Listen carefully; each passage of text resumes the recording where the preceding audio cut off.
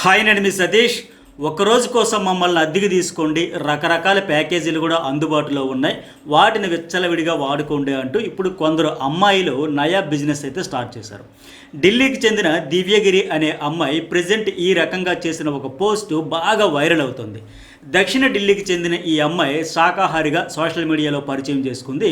మీతో రెస్టారెంట్కి వస్తా, బాగా తింటా, మీతోనే నవ్విస్తూ తినిపిస్తా, ఫోటోలు దిగండి, వీడియోలు తీసుకోండి, వాటిని ఎక్కడైనా పెట్టుకోండి, బట్ బిల్లు మాత్రం మీరే కట్టుకోవాలంటూ చెబుతోంది. తనతో ఏమేం చేస్తే ఎంత రేటో కూడా ఒక ఫిక్స్డ్ రేట్లతో రేట్ కార్డు కూడా నెట్లో పెట్టేసింది.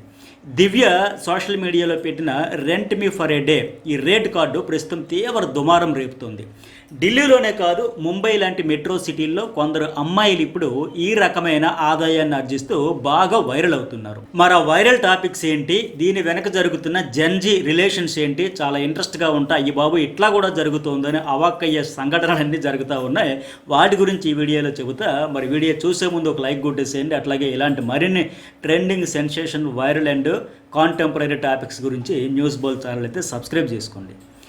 ఏఐ యుగంలో ఎప్పుడు ఏం జరుగుతుందో ఊహించలేని రీతిలో సమాజం కొత్త పోకడలు సంతరించుకుంటుంది. దానికి లైవ్ ఎగ్జాంపులే ఈ రేట్ కార్డులు.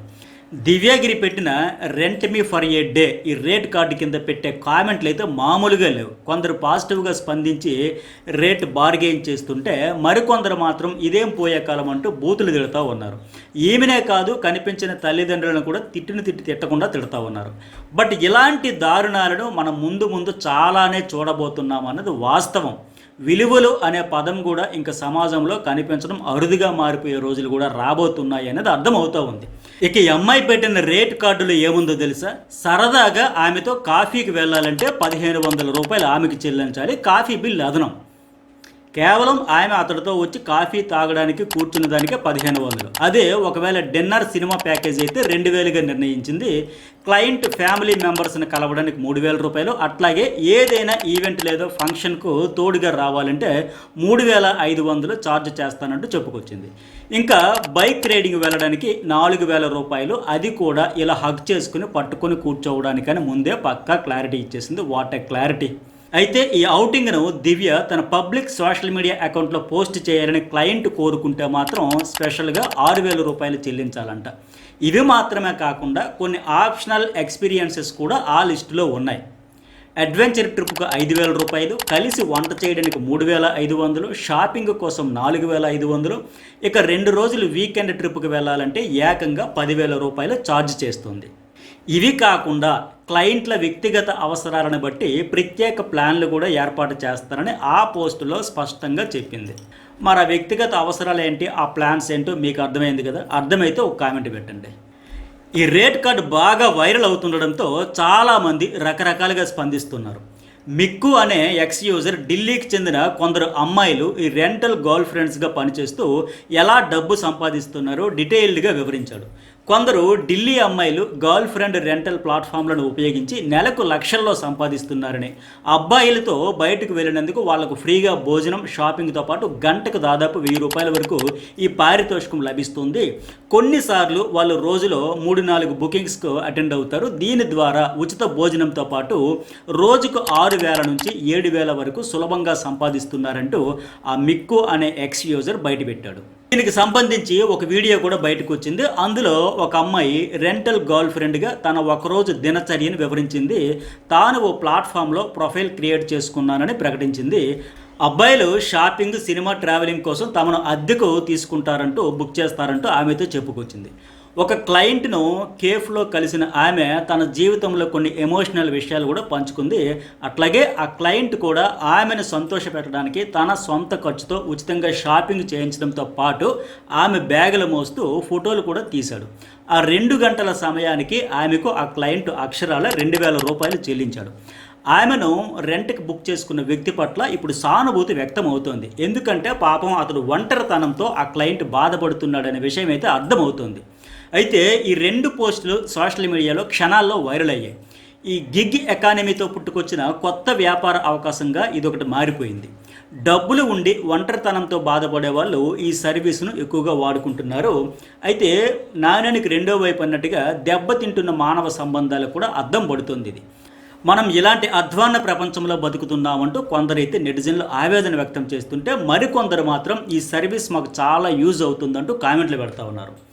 బాడీ కౌంట్ బ్యాచ్ కూడా నేడో రేపు ఇట్లాగే క్లయింట్ల వ్యక్తిగత అవసరాలను బట్టి ప్రత్యేక ప్లాన్లు కూడా 20,000 30,000 అంటూ తీసుకుని ఆఫర్ చేస్తారేమో చూడాలి. మరి ఈ లెక్కన మన హైదరాబాద్, వైజాగ్, విజయవాడ లాంటి నగరాల్లోనూ ఇలాంటి బ్యాచ్ త్వరలోనే పుట్టుకురావడం ఖాయంగా కనిపిస్తోంది. ఎందుకంటే ఏదైనా కొత్తగా చాలా సులభంగా ఈజీ మనీ ఆర్జించవచ్చు అంటే చాలామంది రెడీగా ఉంటున్నారు. ఇప్పుడు మన బామలే దీనికి లైవ్ ఎగ్జాంపుల్. చాలామంది పెయిడ్ కంపానియన్షిప్ పేరుతో సొంతంగా సర్వీసులు నడుపుతూ ఉన్నారు. ఈ దివ్యగిరి అనే అమ్మాయి జపాన్లోని రెంటల్ పార్ట్నర్ కాన్సెప్ట్ స్ఫూర్తితో 2024 మే జూన్ ఆ నెలల్లో ఈ ప్రయోగాన్ని ఇన్స్టాగ్రామ్లో ఒక రీల్ రూపంలో పోస్ట్ చేసింది. ఆ తర్వాత చేతి నిండా సంపాదన రావడం మొదలైంది. రూపాయి ఖర్చు లేకుండా ఈమె మెయింటెనెన్స్ మొత్తం చూసుకుంటూ తిరిగి డబ్బులు చెల్లిస్తూ ఉంటే మిగతా వాళ్ళు ఊరుకుంటారా? అందుకే చాలామంది ఈ రకం తేడా బ్యాచ్ పుట్టుకొచ్చారు. ఇప్పుడు చైనా, జపాన్ లాంటి దేశాల్లో గతంలో ఉండే ఈ కల్చర్ ఇప్పుడు ఇండియాకు కూడా అంటు రోగంలో అంటుకుంది. ఇవే కాదు, మన దగ్గర ప్రస్తుతం ఈ జెన్జీ రిలేషన్స్ చూస్తే మామూలుగా లేవు. ఇప్పుడు ఒకప్పుడు చాటింగ్, డేటింగ్ అంటే అయ్య బాబోయ్ పెళ్లి కాకుండా అమ్మాయి అబ్బాయి కలిసి జీవించడమా, సహజీవనమా, డేటింగా అని ఆశ్చర్యంగా చూసేవాళ్ళు. బట్ ఇప్పుడేంటి, చాటింగ్, డేటింగ్ ఇప్పుడు అవుట్డేటెడ్. లేటెస్ట్గా రకరకాల డేటింగ్ యాప్లు వచ్చేసాయి. గతంలో ఎక్కడెక్కడో ఉండేవాళ్ళు పరిచయం అయ్యేవాళ్ళు ఈ యాప్స్ ద్వారా. కానీ వాళ్ళు దూరంగా ఉండడం వల్ల తరచుగా కలుసుకోవడానికి అవకాశం ఉండేది కాదు. దీంతో ఈ యాప్స్ ఏం చేసాయంటే వీళ్ళ కోసం కొత్త ట్రెండ్ కూడా తెచ్చాయి. ఏ ప్రాంతంలో ఉండే వాళ్ళకి ఆ ప్రాంతంలోనే ఒక 10-20 కిలోమీటర్ల పరిధిలో వాళ్ళ ప్రొఫైల్స్ రిఫర్ చేస్తూ ఉన్నాయి. దీంతో తమ పరిసర ప్రాంతంలో ఉండేవారినే ఈ లివింగ్ రిలేషన్ పార్ట్నర్స్గా సెలెక్ట్ చేసుకుంటున్నారు. తర్వాత అవి ఎటు నుంచి ఎటు దారి తీస్తున్నాయో మనం రోజు రెగ్యులర్గా బ్రేకింగ్ న్యూస్లో షాకింగ్ అప్డేట్స్గా న్యూస్గా చూస్తూనే ఉన్నాం కదా.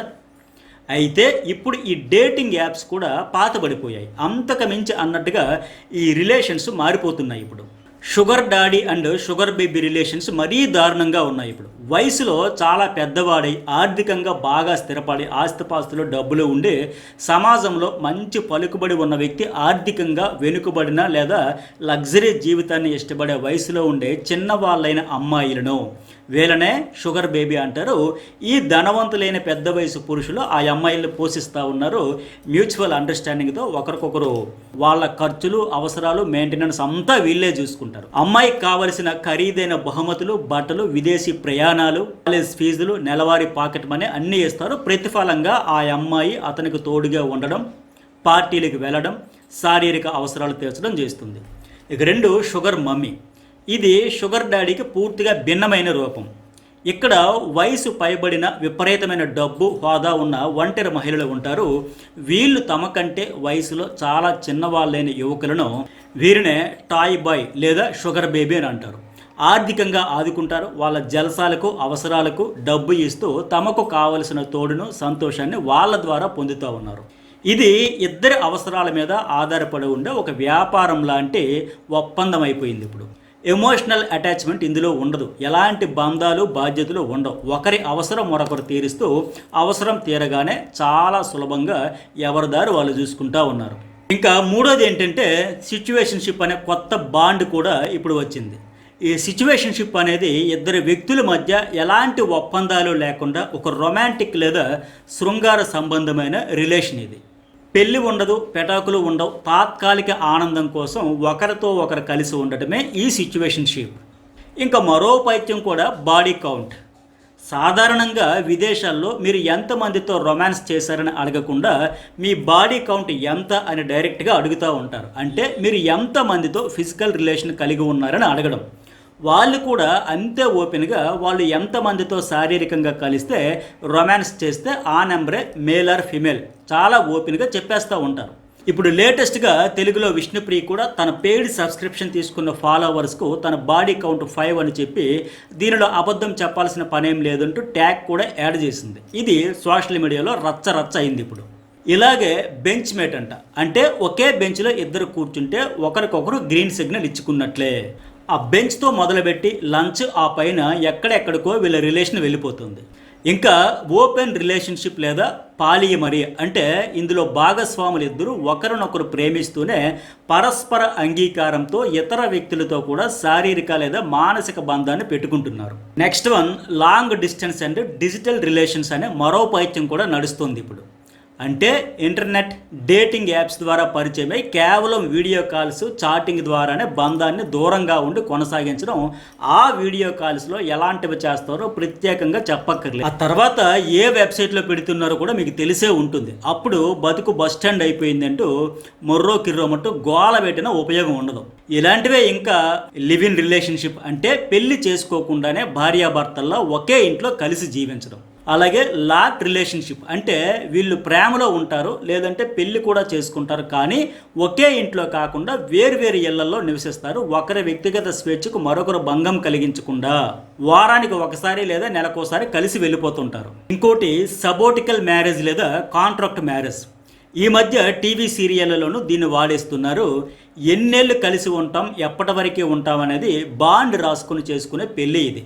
సమయం ముగిసిన తర్వాత ఇద్దరికి ఓకే అనుకుంటే బంధాన్ని పొడిగిస్తారు, లేదంటే ఎలాంటి గొడవలు కోర్టు కేసులు పంచాయతీలు లేకుండా సులభంగా విడిపోతూ ఎవరి దారి వాళ్ళు చూసుకుంటున్నారు. ఇక మరీ దారుణం ఏంటంటే పెళ్లికి ముందే డైవోర్స్ అగ్రిమెంట్స్ కూడా. అంటే పెళ్లి చేసుకోవాలని అనుకున్నప్పుడే ఓపెన్గా ఫ్యూచర్లో మన ఇద్దరికి సెట్ కాకపోతే ఎవరి దారి వాళ్ళు చూసుకుందాం, అప్పుడు ఎవరికి ఏం ఆస్తులు వస్తువులు దక్కాలో ఇప్పుడే డిసైడ్ చేసుకుందాం, ఎవరు సంపాదించి తెచ్చినవి వాళ్ళే కట్న కానుకలు కావచ్చు ఏవైనా కావచ్చు ఎవరో వాళ్ళే తీసుకుందాం అంటూ.